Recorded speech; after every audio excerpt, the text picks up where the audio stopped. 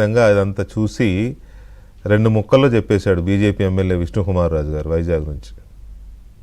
ఏం చెప్పారు తెలుసా? సార్ గూగుల్ వైజాగ్కి వస్తుంది, వైజాగ్ గ్లోబల్కి వెళ్తుంది.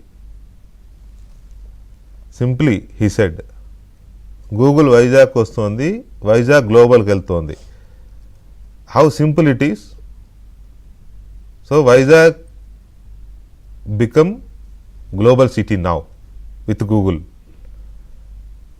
ఇంత సింపుల్ లాజిక్ ఎందుకు మిస్ అవుతున్నారో ఈ మాట్లాడేవాళ్ళు. రైట్, ఎనీవే ముందుగా శ్రీధర్ గారు నమస్తే అండి. మ్యూట్లో ఉన్నట్టుంది. నమస్తే sir. Very good, thank you.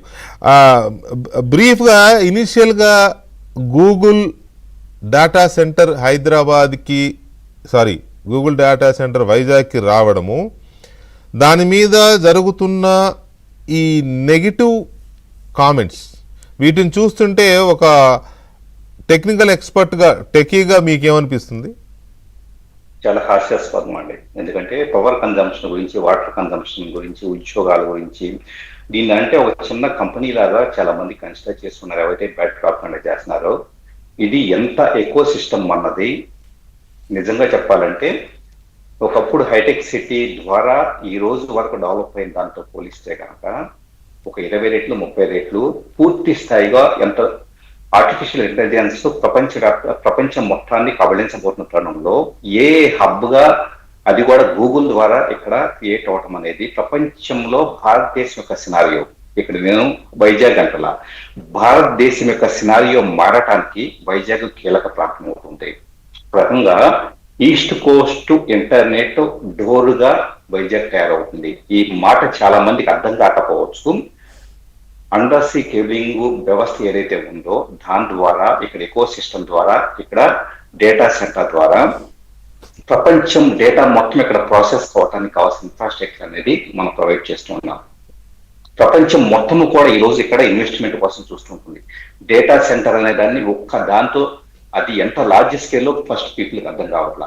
మిగతా డేటా సెంటర్ల లాగే దీన్ని చూస్తూ ఉన్నారు. మిగతా డేటా సెంటర్ల వేరు, ఇది hyper scale data centre. Hyper scale data centre, ఈ పదం చాలా ప్రస్ఫుటంగా గుర్తుపెట్టుకోవాలి. ఎవరి ఊహకు అందే డేటా సెంటర్ కాదు. ప్రపంచంలో ఎక్కడ ఈ టైప్ ఆఫ్ హైపర్ ఎక్కడా కట్టలేదు. సరే, యుఎస్ తర్వాత ఇక్కడ పెట్టుబడి పెట్టింది మనం వాల్యూమ్ ఆఫ్ అమౌంట్ తో, ఇన్వెస్ట్మెంట్ తో చూస్తాం. కానీ దాని నేచర్ ను చూస్తే కనుక ఇలాంటి హైపర్ స్కేల్ ఆర్టిఫిషియల్ ఇంటెలిజెన్స్ డేటాను ప్రాసెస్ చేయడానికి సంబంధించిన డేటా సెంటర్ ప్రపంచంలో ఎప్పటిదాకా గూగుల్ ఎక్కడ పెట్టలేదు.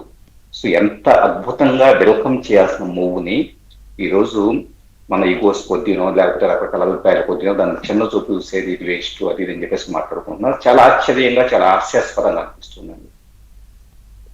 రైట్. విజయ్, ఎందుకు ఈ రకమైన సహజంగా ఇటువంటి వచ్చిన